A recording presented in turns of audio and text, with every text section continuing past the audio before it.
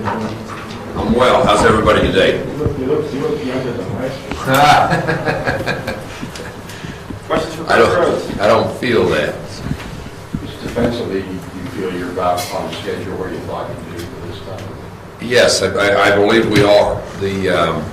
I believe we talked about before the installation, before the first scrimmage, stayed completely on track. We never had to back off it, or where we wanted to get to.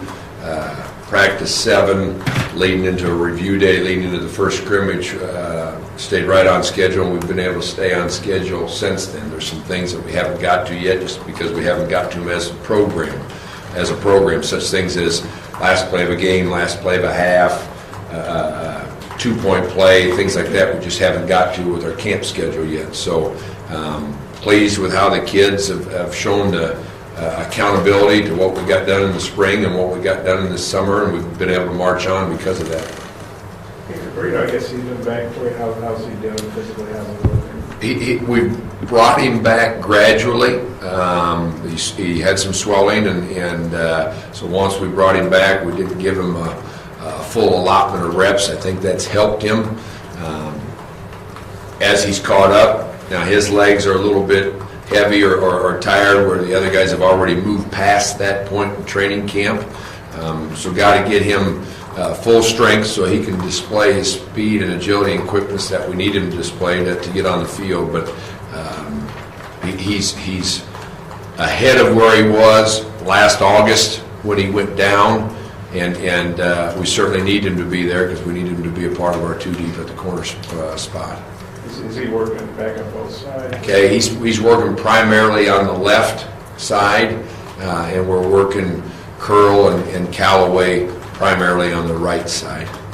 All 3 could play both positions. They could all flip and play left and right. You play in these hurry-up teams, I guess, more up-tempo teams. You plan on keeping the corners just left and right, and if you play more methodical, do you ever plan the boundary field, flip them just? Planning on being left and right. We'd like to recruit that way. So the versatility of the kids is such that all techniques we're asking them to play, they can play.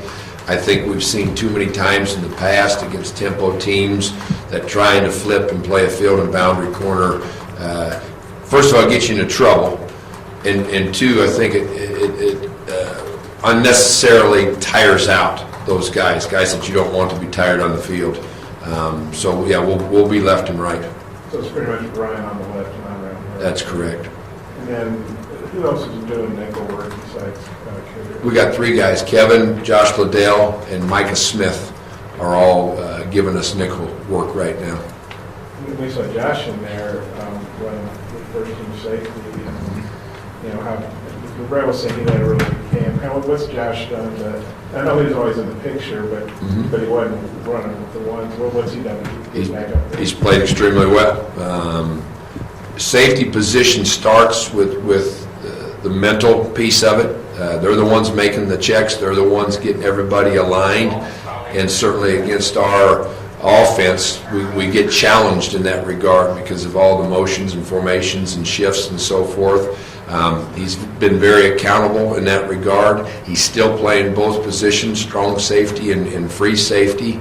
If you would ask me quite honestly, I'd tell you he's a better strong safety than he is a free safety, but we need him to play both.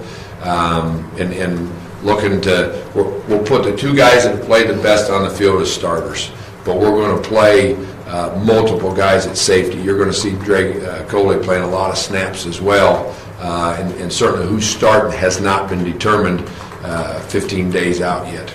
Do you get a sense Josh is ready for a big senior season? Absolutely. So is Drake Coley, which I like. You got 2 seniors in those kids, and both want to start and both want to be that guy. But I think the chemistry of our football team is such that they have a very selfless attitude right now, and they both know that they're going to play and be contributing members to this defense, and I love that attitude that they have. Well, every time I turn TV on or radio and somebody's talking about you guys transition into the 3-4, everybody's like, it'll take a year transition, it'll take 2 years for the players to get comfortable. What's your thoughts on that? Well, I think there's a transition period, certainly. in our preparation, we're going against the University of Arkansas offense, who is not game planning our defense. When you get into the season, you're going to start seeing a variety of things to really attack you. We get no credit in practice in the win column. So, the offensive coaches aren't spending any time trying to do that to us. I think that's the transition piece, as we as coaches and they as players start to figure out those different plans of attack and have to make adjustments and so forth to make us sound and keep us productive. I think that will be a transition piece that we'll encounter as we go. I've talked about recruiting before. Ideally, we want more length at the end position, and we don't have a lot of length on campus. Okay, we want our razor and hogs to be different types of bodies, and we got sort of similar bodies right now that we're playing at both spots. So I think that's a transition piece that we'll see as we move forward. But our guys are getting positioned and ready to execute a defense that they know, just like they knew last year's defense. And if we go out and play our fundamentals and our technique well, I believe we can be a more productive defense than we were a year ago. And where that fits in the conversation of transition, I don't know. Paul, when you look at the confidence of knowing the 3-4 and then maybe even some additions of new players, how do you see that impacting perhaps the speed to play? I think the kids, because I like to hear what the kids are saying. I think the kids have said they're enjoying this defense. They're enjoying the scheme, and I think that has led to us playing faster as a defense. I think certainly Brett's addressed it, and we've talked about it in here. You got 8 guys standing up. And when you have 8 guys standing up, you generally have a little bit more athletic piece on the field. That adds to the speed of our defense. Just where we're deployed as a unit and the angles and leverage that we have helps us play faster as a defense. I think we've recruited well. Callaway and Curl are true freshmen that have a chance to play for us in the back end. That's not easy. Gay Richardson's a guy that is getting reps, with the twos and has an opportunity, and he's an athletic guy. Hayden Henry has showed up for us as a true freshman, and he showed up because he's an athletic guy that plays fast and is able to do things in space, and that's important to this defense. It's important to the scheme. It's very important to the offenses and the personnel and the formations that we're going to face. Those 2 freshman corners, Earl, he had great. What do you think he had the dive interception he made? It was a tremendous catch. I mean, it was a great play.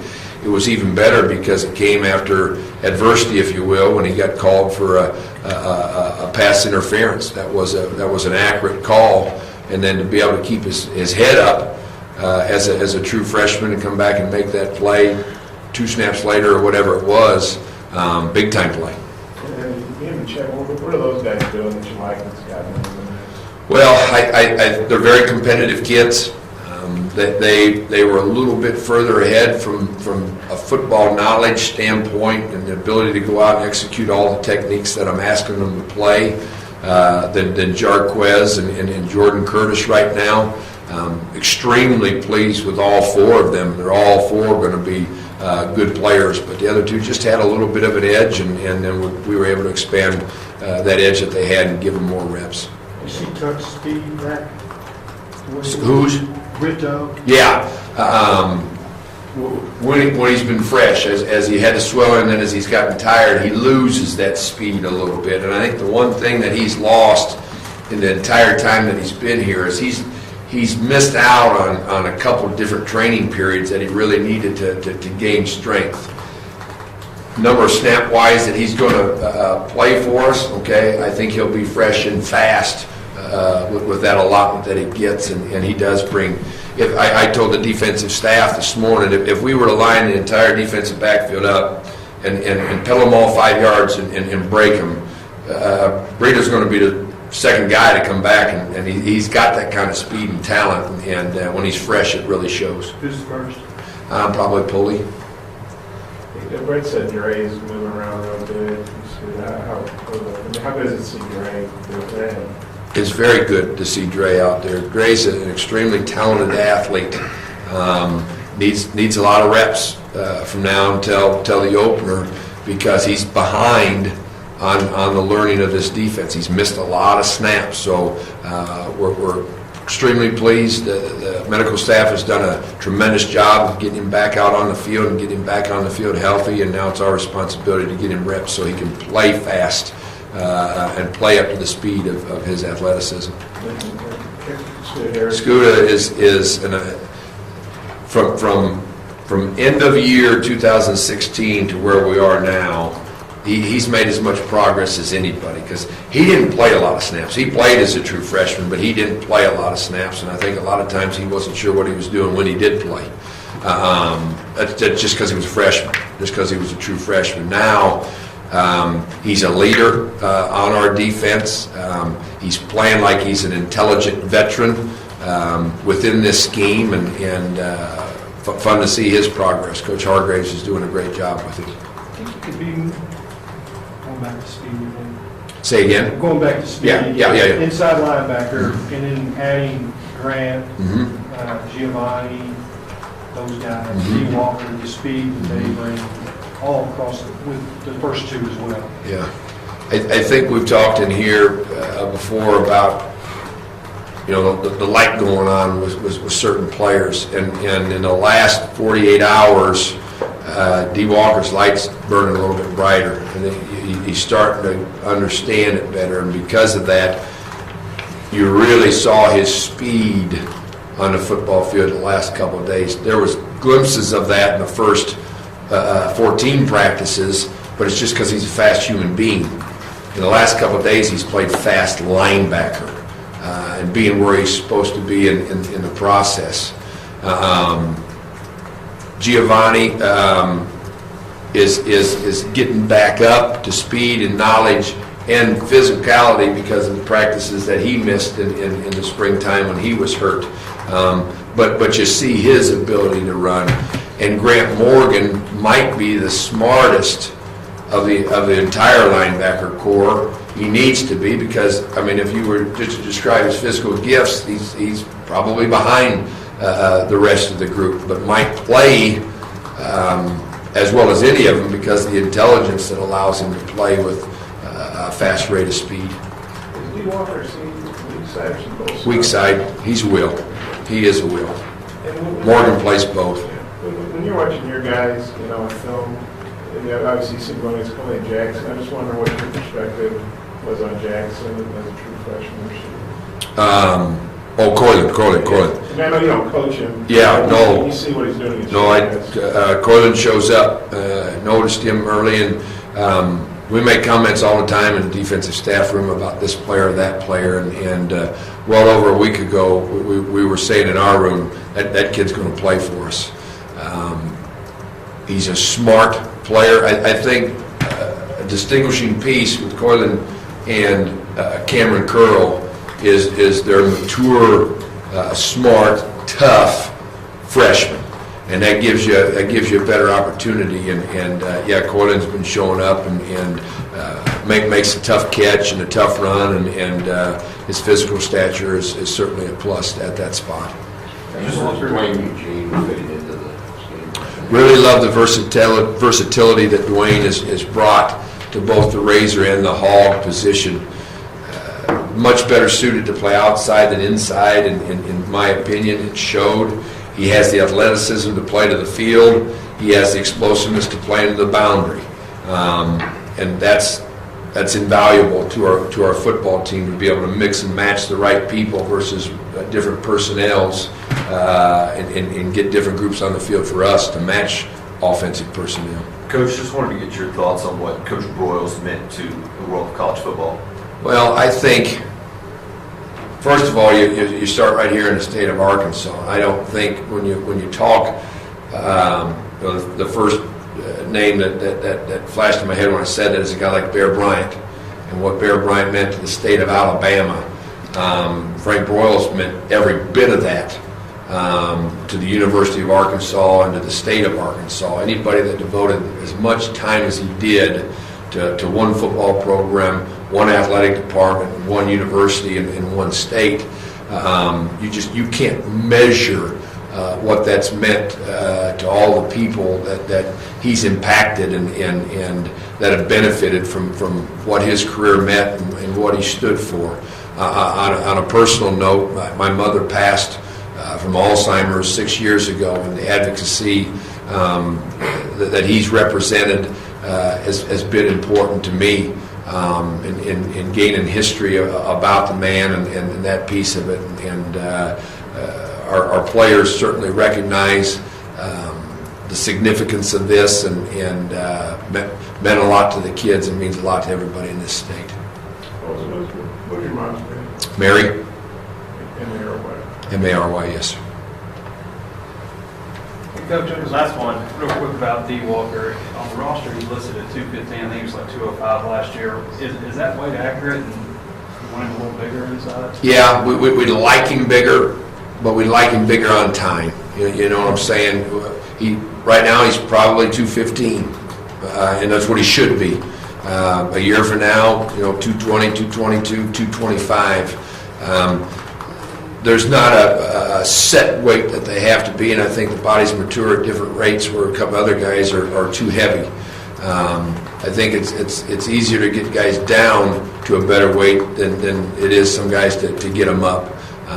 We want our guys playing fast, and if he can play fast at 215, he'll be effective. Thanks, everybody. Thanks, Paul. Thank you. You know, Bear Bryant. I did not know that. I did not know that. No, Johnny Cash is.